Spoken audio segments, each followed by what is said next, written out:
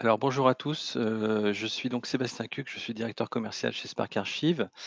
Je vais animer cette présentation avec, Christian Dubourg qui est notre directeur du lab et de l'innovation, et de la conformité chez Spark Archive et je suis également assisté, de 2 personnes qui vont assurer le déroulement de la présentation et la démonstration, donc notamment Erwan Perrin qui est notre responsable produit et Guillaume Alboin qui est notre responsable avant-vente et je propose d'enchaîner sur la première slide. Pour vous présenter le sommaire de cette conférence. Donc nous allons tout d'abord vous présenter, le groupe CLI et Spark Archive, donc qui nous sommes et ensuite nous pourrons vous présenter quelques exemples de solutions que nous avons mises en place pour des clients dans la Suisse romande. Ensuite, nous enchaînerons sur une démonstration et un témoignage client pour illustrer un petit peu les propos qu'on veut aborder aujourd'hui. L'idée, c'est aussi, surtout de vous présenter à la fin de cette session, notre application dans la normalisation au niveau, français et européen. Et ensuite vous parler de ce qui va se passer, on espère, dans les prochaines années pour harmoniser, les bonnes pratiques, de l'archivage au sens, à la fois, électronique et papier au niveau européen. Voilà, donc je vais démarrer tout de suite avec une petite présentation du groupe. Donc le groupe CLI est un groupe français qui existe depuis plus de 30 ans maintenant, qui, a un chiffre d'affaires d'environ 80 millions d'euros, qui a une croissance régulière depuis longtemps et qui se porte plutôt bien. Avec une croissance à 2 chiffres. On a plus de 500 clients répartis en France, en Europe et pour certains dans le monde. On a plus de 650 collaborateurs et au sein de cette structure, nous avons parmi les différentes activités du groupe, une activité qui est dans une filiale qui s'appelle Spark Archive et Spark Archive est une solution dédiée à la mise en œuvre de solutions, de gestion d'archives papier et électronique, pour le compte de grands clients qui veulent mettre en place, un record management et une conservation long terme de leurs documents et surtout une gouvernance de ces archives en lien avec, l'ensemble des contraintes réglementaires qui les préoccupent, quel que soit leur métier, que ce soit dans la banque et l'assurance, que ce soit dans l'industrie, dans le monde de la santé, dans les grandes administrations et dans les autorités de contrôle et de régulation qui sont l'ensemble de nos clients. Je vous propose de passer à la slide suivante. Spark Archive en quelques mots pour que vous puissiez, comprendre, ce que nous proposons à nos clients. Spark Archive est une solution logicielle qui a vocation à mettre en œuvre des fonctions archivistiques qui sont traditionnellement le versement d'archives, la consultation et la destruction de ces archives et surtout, la capacité à les conserver sur le long terme. Ça se traduit par aussi la mise en place d'un certain nombre de référentiels pour savoir qui peut accéder à ces archives, quelles sont leurs durées de conservation, quel est le niveau de sécurité qu'on doit leur appliquer. Quelles sont les modalités de stockage qu'on doit, mettre en œuvre? Donc je parlais, du fait qu'on peut gérer, du papier, donc on va gérer des rayonnages et de l'électronique, on va gérer des modalités de stockage plus ou moins, renforcées selon les besoins des clients. Et puis, des fonctions, d'administration du système, de gestion de traçabilité et d'audit pour pouvoir démontrer que le système a apporté l'ensemble des garanties nécessaires à la conservation long terme des documents dans des conditions de sécurité et d'intégrité, nécessaires et conformes aux normes en vigueur. Cette solution, elle s'interface avec, différentes données en entrée. Le cas le plus simple, c'est un utilisateur qui va décrire une archive sur son navigateur et qui va pouvoir la verser dans le système pour pouvoir, décrire et donc verser une archive, électronique, sans difficulté via son navigateur ou décrire une archive papier, la mettre dans une boîte et ensuite l'envoyer au service des archives.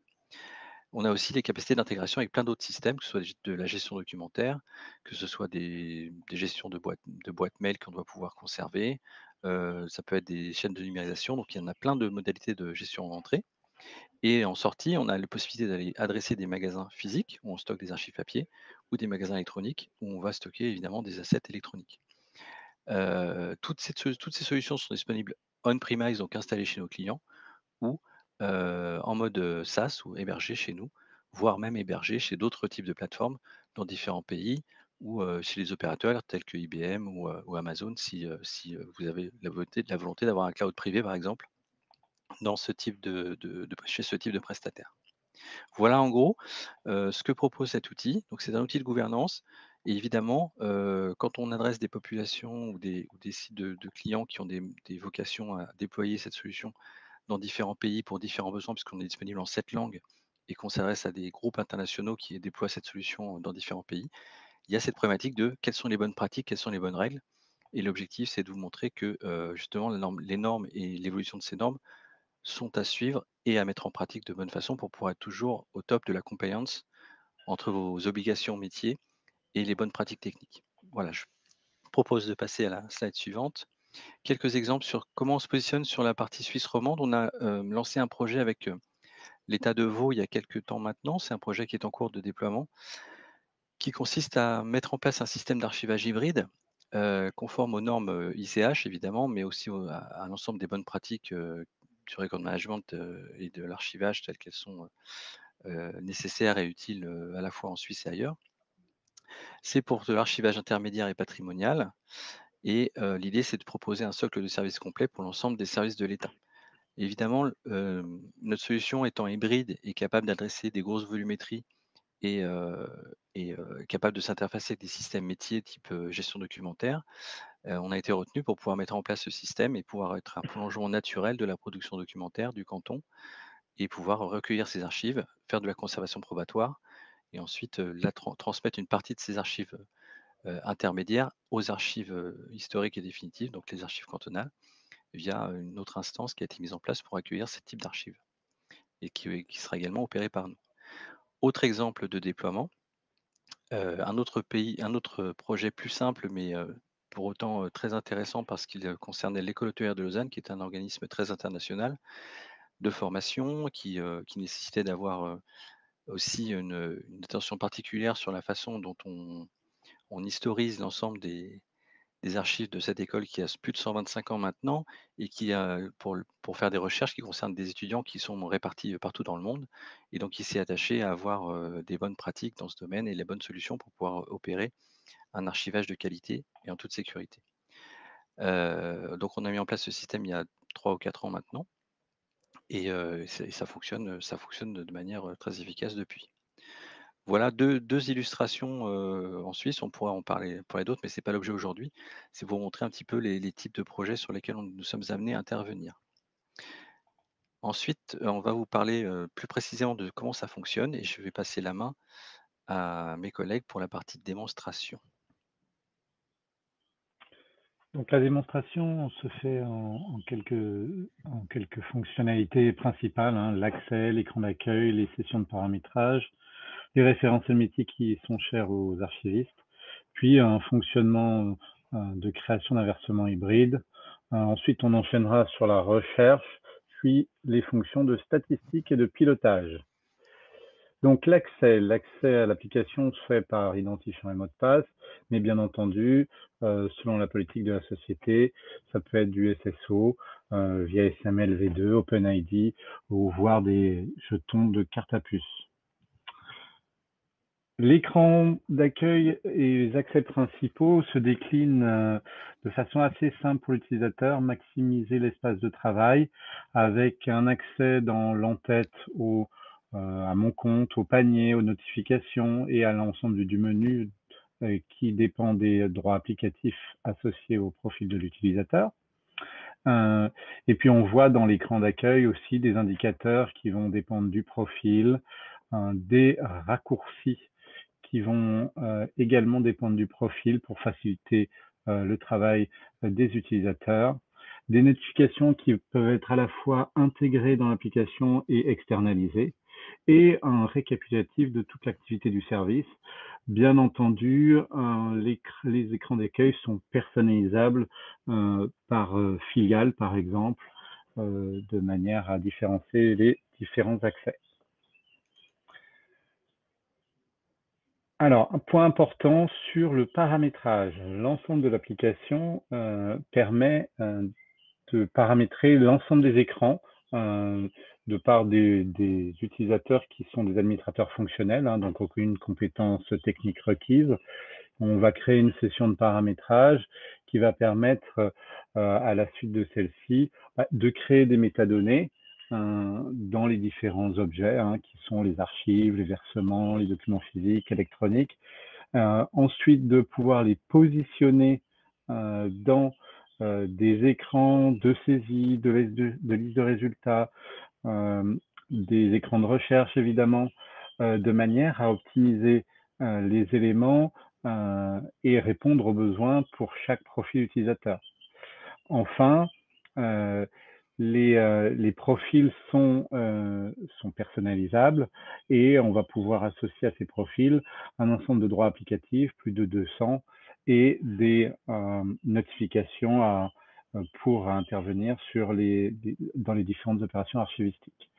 On n'oublie pas les référentiels métiers. Donc, les référentiels métiers, c'est évidemment le plan de classement qui est central dans l'application et qui va s'agrémenter des règles de conservation, bien sûr, des règles de communicabilité, du sort final, des types de conditionnement si on a des archives papier, du type de support et évidemment les typologies qui sont les différents masses de saisie qui sont déclinées pour les utilisateurs, hein, par exemple des factures, des contrats, des boîtes d'archives, ainsi de suite. On n'oublie pas évidemment également le stockage, hein, les emplacements physiques avec la cartographie des emplacements et les magasins électroniques, comme l'a dit préalablement Sébastien. Alors, rapidement, un versement hybride. Donc, un versement hybride, c'est un versement qui contient des archives à la fois papier et ou électroniques. Donc, pour faire simple, l'utilisateur va pouvoir créer un versement. Donc, un formulaire va s'afficher avec différentes informations qui sont renseignées automatiquement dans la mesure du possible. Ensuite, il va pouvoir créer des documents qui sont électroniques ou physiques. Dans le cas présent, on va créer des documents électroniques en les sélectionnant tout simplement sur son poste de travail et en les uploadant directement dans le magasin électronique, ce qui nous permet d'avoir déjà une partie électronique et on va la compléter, le cas échéant, par des documents physiques qui pourront décrire la partie physique associée à ces archives et voire à les mettre en contenant également.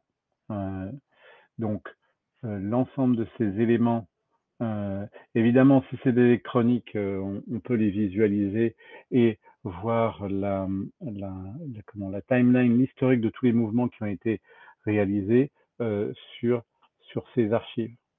Donc, voilà. La recherche, c'est une recherche centralisée qui a pour base Elasticsearch, un moteur documentaire qui est accessible à partir d'un clic pour l'utilisateur, fonction centrale qu'on retrouve dans la plupart des modules archivistiques, qui sont le gel, le traitement du sort final, les mouvements. Il donne accès aux archives dans le périmètre pour lequel on a les droits applicatifs. On peut sélectionner ces éléments et faire une demande de téléchargement de manière asynchrone, de manière à disposer de ces archives dans la liste des téléchargements pour la partie électronique et de les télécharger sous format zip avec l'ensemble des documents électroniques. On a évidemment le pendant dans la recherche pour le physique. Alors là, on va utiliser des facettes graphiques pour s'aider dans le filtrage, par exemple. Là, c'est les éléments présents qui sont de type physique. On va sélectionner ensuite deux éléments et on va faire une sortie d'archives qui va permettre de saisir un demandeur et un destinataire et de créer une demande d'archives physiques qui pourra être traitée par les archivistes. Le demandeur, lui, va avoir le suivi des demandes pour suivre sa demande et du côté archiviste, on va rentrer dans le workflow de traitement de la demande entre les demandes en attente qui permettent d'éditer les différents bordereaux de recherche, les fiches fantômes, fiches d'accompagnement, le cas échéant. Puis, d'aller récupérer les archives, évidemment, dans le stock à l'aide de ces éléments et ensuite de clôturer ces demandes lorsqu'on les a récupérées dans les magasins physiques pour aller les livrer aux archivistes. Et évidemment, ces éléments sont disponibles à travers des modalités plus logistiques suivant les besoins associés des clients, de type tracker, code à barre, et avec une gestion avancée de tout ce qui concerne les étiquettes.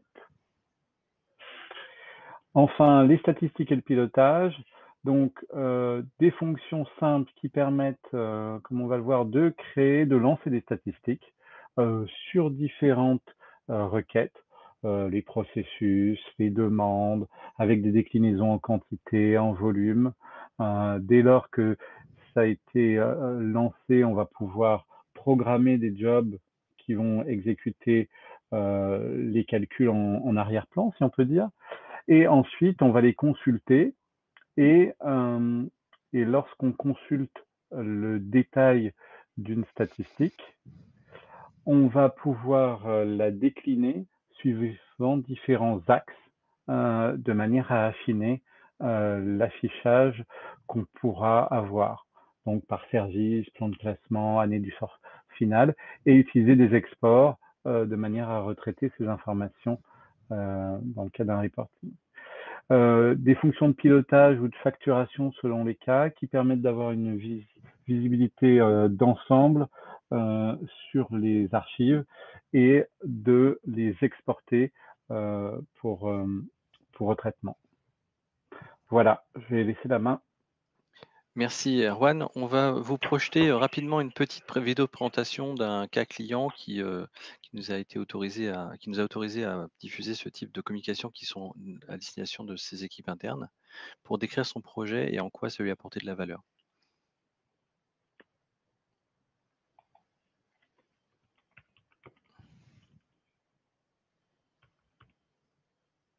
Sauf qu'on n'a pas de son.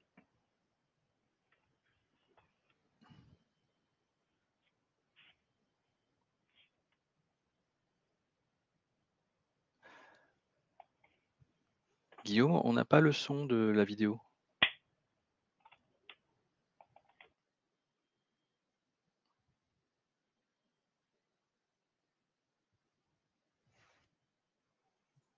Excusez-moi, vous avez rien entendu?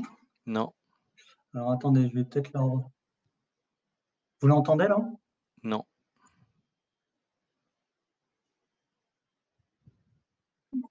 Eh bien, je ne sais pas.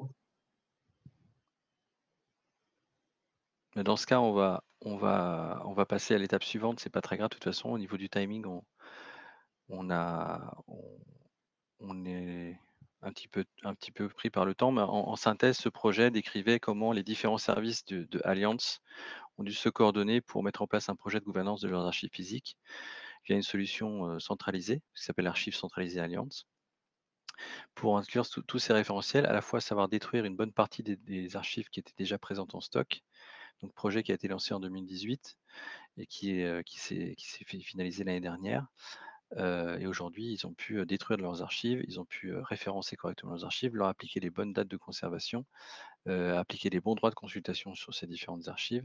Et ils ont aussi pu piloter des archives qui sont en fait stockées, non pas dans leurs locaux, mais dans des locaux de tiers, ce qu'on appelle les tiers archiveurs, donc des prestataires. Et on a réussi à interfacer notre solution de gouvernance d'archives avec ces solutions externalisées pour pouvoir piloter les prestations des tiers archiveurs lors des versements et des consultations d'archives. Voilà ce que ça leur a apporté. Avant, ils avaient différents outils. Aujourd'hui, ils n'en ont qu'un seul et ils maîtrisent l'ensemble de la gouvernance de leurs archives via notre solution. Et après, il y aura des projets sur la partie électronique qui sont potentiellement en discussion. Et je vais passer la main à Christian Dubourg pour la partie implication dans la normalisation, qui est l'objet de cette conférence, et vous voyez voir en quoi on participe à ça et comment on le fait évoluer. Espérons que Christian soit parmi nous. Christian?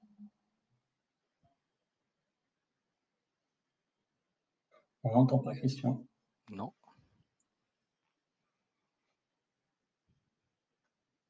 Christian. Bon, bah, manifestement, il a dû être accaparé par autre chose, je suppose. Écoutez, on va commenter ces Je vois que slides. Christian est là, mais qu'il a quelques problèmes de... Pardon, il a des problèmes techniques? Je crois qu'il a des problèmes de micro, visiblement. Ah, on va attendre quelques secondes, voir si on arrive à rétablir les liaisons. Et S'il dans pouvait quel se reconnecter peut-être.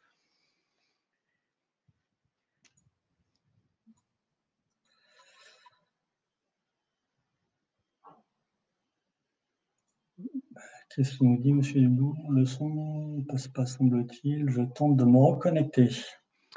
OK.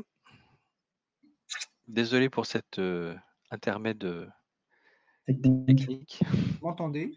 Du coup? Oui, Oui. ça y est. Ah Merci super, Christian. désolé, le son ne passait pas, je ne sais pas pourquoi, je me suis déconnecté. Bonjour à tous, excusez-moi pour cet incident, en tout cas merci d'être présent. Je vais vous parler donc en effet de notre implication dans la normalisation de l'archivage électronique au niveau national, au niveau européen et international, puisqu'en fait un des drivers qui impose de gérer ces actifs, c'est forcément la réglementation et le savoir-faire et le respect de certaines règles de l'art. Alors, en fait, notre société est impliquée depuis 1999 dans la normalisation autour de l'archivage électronique et nous sommes co-auteurs donc d'un certain nombre de textes au travers d'une commission de normalisation qui est la commission de normalisation 171 française et qui a un pendant donc à l'ISO qui s'appelle le TC 171. Alors, pourquoi d'abord la normalisation ? La normalisation en France, en Europe et à l'international, parce que il faut pouvoir fixer des règles de l'art qui sont demandées par les pouvoirs publics, par les ONG, les consommateurs, les évaluateurs qui évaluent en fait la capacité d'une solution ou d'un service ou d'un produit à être conforme avec des règles de l'art. Pour les entreprises, bien entendu, les fédérations professionnelles qui ont besoin de se fédérer pour faire valoir en fait leurs bonnes pratiques, et bien entendu la Commission européenne pour répondre au mandat politique de la Commission. Donc, nous avons en fait travaillé depuis un certain temps, sur le slide suivant s'il vous plaît, au travers d'un organisme national qui s'appelle l'AFNOR, qui est en fait l'organisme national de normalisation en France, qui correspond en fait par rapport à la Suisse, à la SNV suisse, donc le Swiss Association for Standardization, qui donc permet de travailler sur des textes ou des textes internationaux ou des textes locaux ou d'écrire des textes locaux. Bien entendu, lorsqu'on a un organisme national, comme c'est le cas de la SVN, de la SNV, eh bien, on peut participer à des textes ou à des votes qui sont directement faits au niveau international, à l'ISO, ou au niveau européen, au CEN. Mais de la même façon, on peut participer à des textes de l'ETSI ou au CEDELEC, donc ce sont des niveaux européens.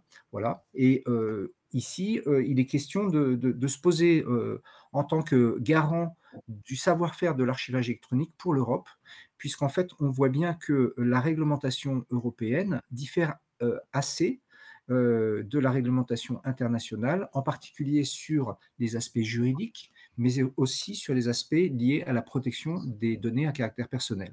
Et lorsqu'on fait de l'archivage, il est vrai que conserver des données à caractère personnel peut vraiment avoir une valeur ajoutée pour de l'archivage historique, et il faut pouvoir le faire. On voit bien et on mesure bien l'intérêt de la conservation de ce type de données. Mais pour un certain nombre d'autres types ou typologies d'archives, il est important en fait de se mettre dans un cadre souverain européen pour permettre une circulation libre dans ce cadre souverain européen de la donnée et avec des règles qui sont très différentes d'un pays à l'autre, que ce soit au niveau des pays asiatiques ou des États-Unis ou d'autres types de pays. Et donc, on a souhaité en fait normaliser en premier niveau en France sur l'archivage électronique avec une norme qui s'appelle la norme NFZ 42013, que nous avons portée ensuite à l'ISO à l'international au travers d'une norme qui s'appelle la norme ISO 14641. Et nous nous sommes dit que finalement, la particularité européenne faisait vraiment sens et qu'il fallait, pour l'avenir, mettre en place un texte de règles de l'art d'un point de vue fonctionnel et technique au travers d'un organisme européen. Pour cela, nous avons décidé de réunir tous les pays d'Europe qui le souhaitaient, ainsi que la Suisse, bien entendu, puisque la Suisse fait partie, bien entendu, du CEN, et nous avons demandé à l'ensemble des pays de bien vouloir travailler avec nous sur un projet de création d'un comité technique, ce qu'on appelle un Technical Committee, un TC, au niveau CEN. Donc, le CEN, c'est le Centre de normalisation européen.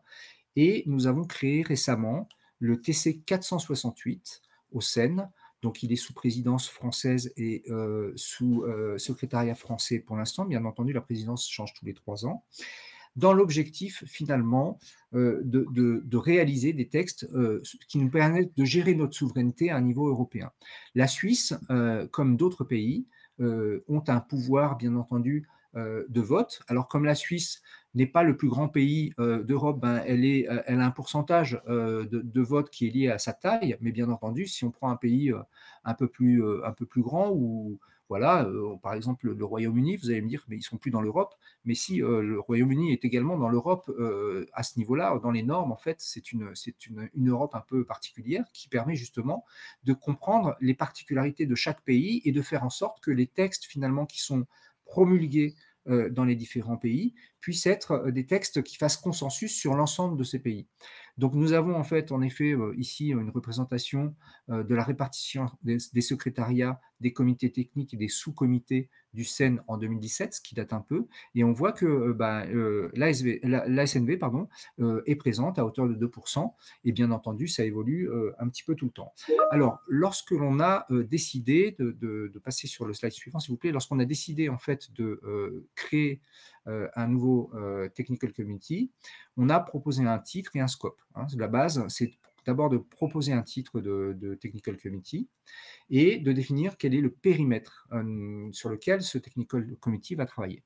Donc, on a sollicité les différents pays européens concernés, dont la Suisse, au travers au départ de l'Association des archivistes suisses qui possède un GT, un groupe de travail normes et standards. Et ce groupe de travail s'est fait écho auprès de la SNV, de telle manière à ce que la SNV puisse avoir les textes que l'on proposait, ce qu'on appelle un business plan, c'est-à-dire le plan en fait de développement du TC. Ça n'a rien à voir avec business financier, bien entendu, c'est business d'un point de vue de ce que l'on va faire dans ce TC. Donc nous avons créé ce TC avec comme nom conservation de l'information numérique et comme scope la normalisation des aspects fonctionnels et techniques. C'est bien pas du tout dans les concepts, c'est dans l'aspect fonctionnel et technique de la conservation de l'information numérique. Et dans ce domaine, le comité s'est engagé à développer un ensemble structuré de normes et de spécifications et de rapports techniques qui doivent répondre en fait aux besoins des entreprises et des organismes, y compris sur la conformité du cadre législatif et réglementaire européen et en particulier du RGPD et du règlement EIDAS. Il faut savoir que le règlement EIDAS a un volet service de confiance et qu'un nouveau service de confiance va voir le jour prochainement sur l'archivage électronique qualifié. Et ce nouveau service de confiance va avoir besoin d'un texte de règles de l'art fonctionnelles et techniques qui est donc élaboré par ce Technical Committee 468.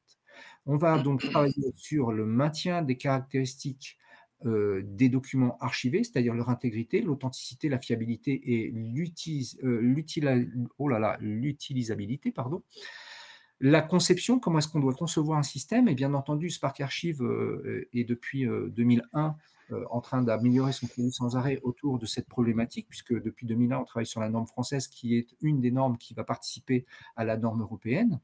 On a aussi défini le périmètre des processus d'audit, puisque ce qui est important, c'est de se projeter dans le temps, et lorsqu'on met un système d'archivage en place, bien ce système ou ce service d'archivage doit permettre de passer le temps, et donc doit être vérifié, audité régulièrement, contrôlé, de telle manière à ce qu'on ait une certitude qu'il n'y ait pas de problématique de pérennité. Voilà, il doit me Christian, rester quelques minutes. il reste peu de temps, Voilà. parce qu'on voudrait avoir des questions-réponses. Eh bien, je vous remercie pour votre attention et je répondrai volontiers à vos questions s'il y en a, mais je vous donne la parole sur l'ensemble, bien entendu, des débats. Merci. Merci Christian. Si vous avez des questions, n'hésitez pas à utiliser le chat ou à vous exprimer avec vos micros. Je ne sais pas si ça fonctionne. En attendant ces questions, juste pour synthétiser, vous comprenez que l'objet de cette présentation, c'était de vous montrer que un éditeur tel que nous est confronté à l'obligation de respecter toutes les bonnes pratiques actuelles et futures dans notre domaine. et que c'est important pour nos clients de pouvoir s'assurer qu'on est en capacité de faire ça. Et donc, voilà, l'objectif, c'était de vous montrer que, quels que soient vos projets et leur application, il faut être attentif à l'ensemble du spectre, à la fois technique, fonctionnel et aussi normatif. Est-ce qu'on a des questions? Je ne vois pas de questions. Est-ce que il nous reste encore 3 minutes et demie? Est-ce qu'on peut espérer avoir une réaction du public? Alors, si tel n'est pas le cas, en tout cas, la présentation donc, qui vous a été proposée vous sera envoyée. Bien entendu, nous avons vos coordonnées et nous les utiliserons à cet effet. Donc, n'hésitez pas, une fois que vous aurez pris connaissance de ce contenu que l'on va vous envoyer, à contacter donc Sébastien, dont les coordonnées se sont affichées juste avant.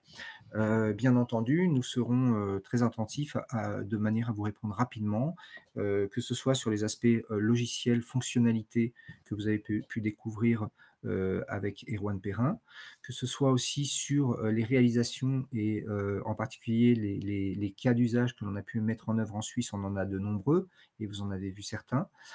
Et de même, les cas d'usage dans votre branche métier, l'assurance, les services publics, et l'ensemble des métiers de la banque, par exemple, qui sont des clients nombreux, en tout cas, qui utilisent Spark Archive. Pour nous, effectivement. Voilà, pour nous, bien entendu. Donc, n'hésitez pas à revenir vers nous en nous challengeant. On adore le challenging, en nous challengeant sur votre métier, ce qu'on a fait dans votre métier, quelle a été la valeur ajoutée, quel a été le ROI. Donc, toutes ces informations, on pourra vous les fournir, bien entendu, au cas par cas, sur la base de vos questions. Merci.